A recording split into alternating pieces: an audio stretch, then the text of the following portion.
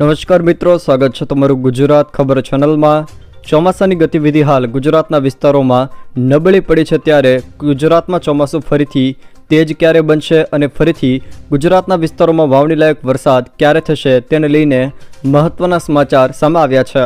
સાથે જ ગુજરાત હવામાન ખાતા દ્વારા પણ રાજ્યના કેટલાક વિસ્તારોમાં હાલ છૂટાછવાયા વિસ્તારોમાં હળવા વરસાદની આગાહી કરી છે।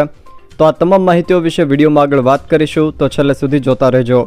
તે પહેલાં તમે મારી ચેનલમાં નવા છો તો ચેનલને સબસ્ક્રાઈબ કરી લેજો, જેથી મારા આવનારા તમામ વિડીયોની માહિતી તમારા સુધી પહોંચી શકે।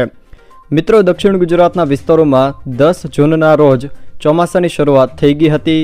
જોકે 15 જૂને ગુજરાતમાં ચોમાસું શરૂ થવાની અધિકારિક તારીખ છે, એટલે કે આ વર્ષે રાજ્યમાં ચોમાસાની શરૂઆત સમય કરતાં થોડી વહેલી થઈ છે।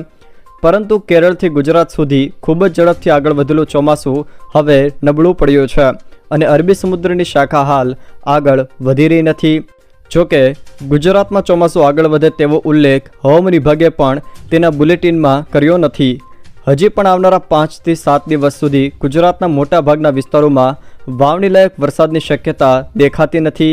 જોકે હાલની સ્થિતિ પ્રમાણે હવામાનના જે મોડલો દર્શાવી રહ્યા છે તે પ્રમાણે 20 થી 22 તારીખ પછી કદાચ ચોમાસું ફરી મજબૂત બને અને રાજ્યમાં વરસાદી ગતિવિધિ વધે તેવી શક્યતાઓ હાલ દેખાઈ રહી છે। જોકે હવામાન વિભાગે કરેલી આગાહી પ્રમાણે ચોમાસું નબળું પડી ગયા છતાં પણ રાજ્યના કેટલાક વિસ્તારોમાં વરસાદી ગતિવિધિઓ શરૂ રહે તેવી સંભાવનાઓ દેખાઈ રહી છે।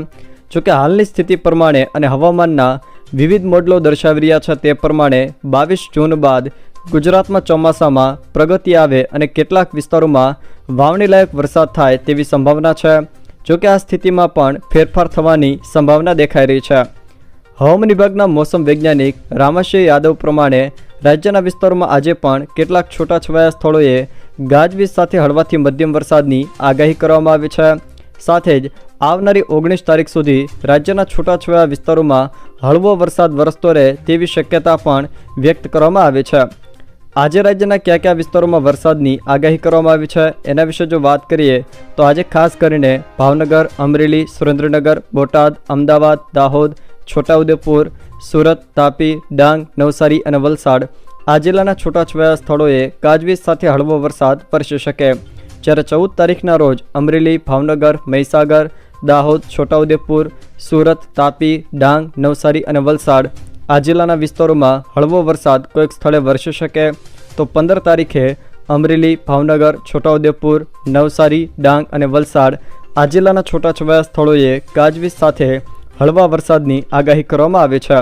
જોકે 16 તારીખે ગીર સોમનાથ, નવસારી અને વલસાડ, 17 તારીખે ગીર સોમનાથ, વલસાડ, 18 તારીખે ગીર સોમનાથ, વલસાડ અને 19 તારીખે અમરેલી, ગીર સોમનાથ, તાપી, ડાંગ, નવસારી અને વલસાડ આ જિલ્લાના છૂટાછવાયા સ્થળોમાં ગાજવીજ સાથે હળવાથી મધ્યમ વરસાદની આગાહી કરવામાં આવી છે।